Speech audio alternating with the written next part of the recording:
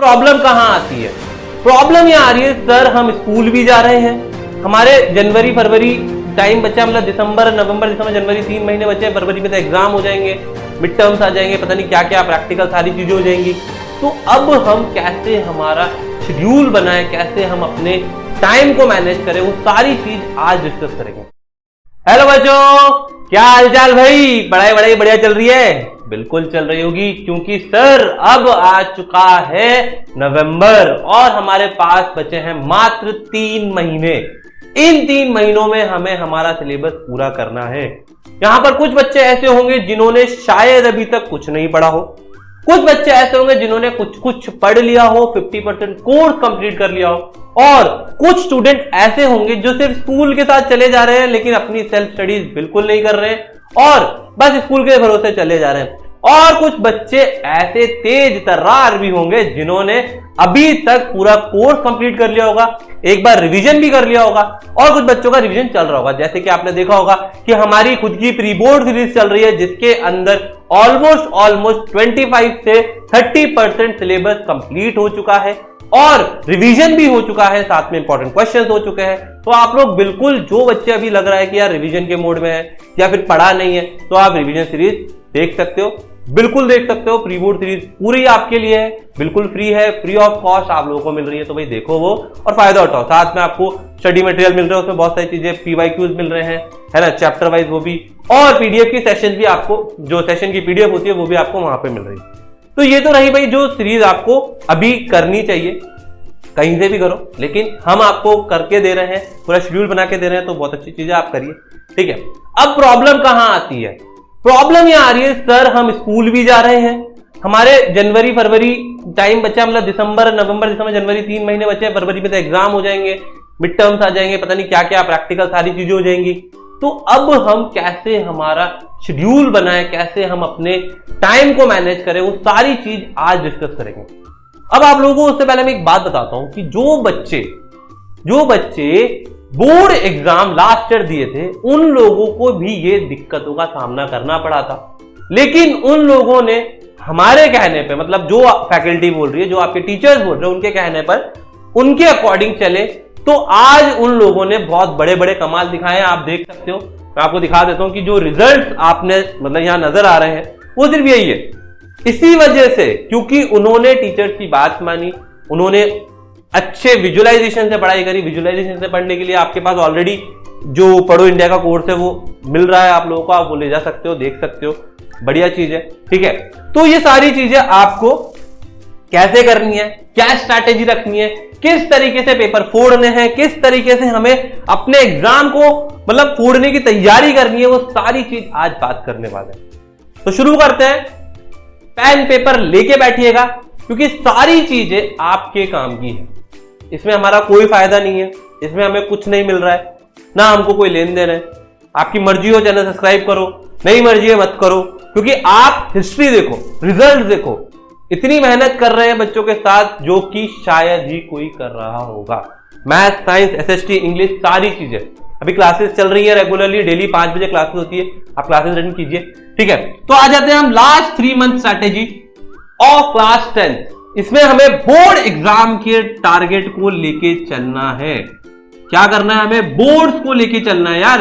Pre board सिर्फ इसलिए होते हैं कि आप लोगों को सिर्फ मेहनत करके आपको अच्छा बनाया जा सके, आपको तपा कर बढ़िया बनाया जा सके, इसलिए प्री बोर्ड्स होते हैं। तो देखो क्या होता है भाई, आपका जो शेड्यूल है वो ये रहता है कि आप 8 बजे से लेके 3 बजे तक स्कूल्स में बिजी रहते हैं, ठीक है। स्कूल जाते हैं, स्कूल से आके फिर थोड़ा अपना रेस्ट वगैरह करते हैं, ये सारी चीजें आप लोग करते हो, ठीक है, सब करते हैं ये। उसके बाद कुछ बच्चे होते हैं जो कोचिंग इंस्टीट्यूट जाते हैं, तो वो 3 बजे से लेके 7 बजे तक अपनी कोचिंग्स में टाइम स्पेंड कर देते हैं, या फिर इधर उधर घूमना फिरना, कोचिंग जाएंगे तो दोस्तों के साथ घूमना फिरना भी होता है, सारी चीजें होती हैं। तो इसमें अपना पूरा दिन निकलता गया। आप देख सकते हो सवेरे 8 बजे से रात के 8 बज गई, ठीक है, सवेरे 8 बजे से रात के 8 बजने वाली है, घर आओगे 8 बज जाएगी, थोड़ा सा फ्रेश अप हो गए, 8 बज चुकी है, 12 घंटे खत्म हो चुके हैं आपके 24 घंटे में से। इस 24 घंटे में से आपके 12 आवर्स जो है माइनस हो चुके हैं, नेगेटिव हो चुके हैं, खत्म हो गए। अब आपके पास बचे हैं सिर्फ 12 घंटे। इन 12 घंटे में हमें पढ़ना भी है, खाना भी है, सोना भी है और कुछ अदर एक्टिविटीज होती है वो भी करनी है। ठीक है, तो इसीलिए फोन भी चलाना है, इंस्टाग्राम पे बातें भी करनी है, हमें सारी चीजें करनी है। तो भाई अब इस 12 घंटे को डिस्ट्रीब्यूट कर लो अपने सोने और अदर एक्टिविटीज में। मैं कहूंगा इसको 7 आवर्स कर लो। अब पहले ये 8 आवर्स बोलते थे हम, लेकिन अब 7 आवर और 6 आवर कर सकते हो तो बहुत अच्छी बात है। इस शेड्यूल को चेंज कर लो। जो बच्चे सुबह पढ़ सकते हैं वो सवेरे 5 बजे से पढ़ना चालू करें। जो बच्चे शाम को पढ़ सकते हैं मैं उन लोगों के लिए स्पेशली बताऊंगा कि आप 8 बजे से फ्रॉम 8 PM टू 9 PM अपना एक सब्जेक्ट जो आपको सबसे बोरिंग लगता है, बोरिंग सब्जेक्ट, उसको लेकर बैठिए। ठीक है, ये स्लीप और अदर एक्टिविटीज है। सिर्फ 1 घंटा अपने सबसे बोरिंग, जो सबसे बकवास है, फील आ रही हो पढ़ने की, मन कर रहा है तो इसको लेके बैठिए और इसको पढ़ते जाइए, उसका रिवीजन करते जाइए। क्योंकि हमें जो 3 महीने बचे हैं हमारे पास, उस 3 मंथ में से हमें सिर्फ 1.5 मंथ ही यूज करने हैं।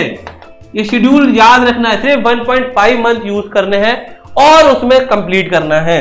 फिर 9 बजे से लेकर, अगर मान लीजिए मेरा बोरिंग सब्जेक्ट है SST, ठीक है, लेट सपोज मुझे SST में मजा नहीं आ रहा, तो मैं SST सवेरे सबसे पहले पढ़ने बैठूंगा। ठीक है, उसके बाद 9 बजे से रात के 10 बजे तक मेरा मन है मैं पढ़ूंगा साइंस, तो आपको साइंस को देना ही है। जो जैसे जैसे लिखवा रहा हूं वैसे वैसे चलना है। और रात को 10 बजे से लेके 11 बजे तक आपको मैथ्स पढ़नी है। अगर आपका मैथ में इंटरेस्ट है,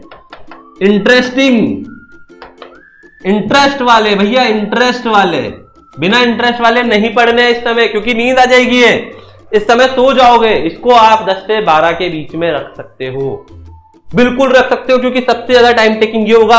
ये आपका डे 1 का प्लान है, ये आपका डे 1 का प्लान है। और अगर हम बात करें कि भाई डे 2, डे 3, डे 4 क्या करेंगे, तो सर हमें इसी रेगुलर सेम फेज पे चलना है। बस यहां से हमको मैथ्स को कभी नहीं हटाना है। डे 1 पे ही चलेगा, तो आप बोलोगे सर डे 2 पर मैं क्या करूं। मान लीजिए मैंने यहां पे SST पढ़ी है, तो मैं आज इंग्लिश पढ़ूंगा। इंग्लिश के बाद मेरे पास हिंदी भी है, मैं हिंदी पढ़ूंगा। और हिंदी के बाद फिर मैं वापस से मैथ्स की तरफ जाऊंगा। ये डे 2 का प्लान है। और ऐसे ही आपको डे 3 पे बनाना है। डे 3 पे वापस से आप अपने SST पर आएंगे, SST से आप अपने ये साइंस पर आएंगे, और साइंस के बाद आप अपनी मैथ्स पर वापस आएंगे। मैथ को रेगुलर बेसिस पे रखने के लिए इसलिए कहा जा रहा है, मैथ्स का जो सिलेबस है वो वास्ट होता है, वो प्रैक्टिस मांगता है। अगर प्रैक्टिस नहीं करोगे तो अटक जाओगे। ये डेली आपको इस तरीके से टाइम शेड्यूल निकालना है। जो बच्चे मॉर्निंग में पढ़ सकते हैं उनके लिए बहुत अच्छा है। लेकिन अब ये सर आप बोलोगे सर 1 घंटे में क्या पढ़ पाएंगे। अब यहां थोड़ा सा चतुराई से काम करना है। 1 घंटे हम अगर नहीं कर पाते हैं 1 घंटे में चीजें कंप्लीट, तो हमको ये टाइम स्पैन बढ़ाने पड़ेंगे। जो बच्चा कर सकता है, एवरेज बच्चा, ऑन एन एवरेज जो एवरेज से अबव है वो आराम से करेगा। लेकिन जो बच्चा एवरेज से बिलो है उसको अपना टाइम स्पैन 1.5 आवर का रखना होगा। आपको 1.5 आवर का स्पैन रखना होगा। इस ड्यूरेशन में आप लोगों को कुछ नहीं करना, सिर्फ पढ़ाई करनी है। उठना है तो उठ के 5 मिनट का ब्रेक ले सकते हो, ज्यादा से ज्यादा 40 मिनट बाद, और उस ब्रेक के बाद वापस से पढ़ाई करते हो। अब कुछ बच्चे क्या करते हैं, जब पढ़ने बैठते हैं तो पढ़ाई करते करते क्या करते हैं, ब्रेक लेते हैं। अब ब्रेक लेने का मतलब ये नहीं है कि आप म्यूजिक सुनो, अच्छे अच्छे गाने सुनो। भाई अगर आप अच्छे अच्छे गाने सुनोगे तो जब आप दोबारा पढ़ने बैठोगे तो वही गाने आपको आपके पीछे कहीं ना कहीं चलते रहेंगे, कहीं ना कहीं बैक ऑफ द माइंड चलते रहेंगे, और उस कारण से आपका पढ़ाई से डिस्ट्रैक्शन होने लगेगा। अब 5 मिनट का गाना सुनोगे वो आपके 2 घंटे बर्बाद कर देगा। आप 5 मिनट अपने दोस्त से चैट करोगे वो आपके 2 से 3 घंटे बर्बाद कर देगा। तो आप लोगों को जो ब्रेक ले रहे हो वो ऐसा ब्रेक लीजिए कि कुछ स्नैक्स ले लिया, या फिर कुछ लाइट म्यूजिक सुन लिया, या फिर ऐसा कोई गाना सुन लो जो आपको समझ ही नहीं आता हो।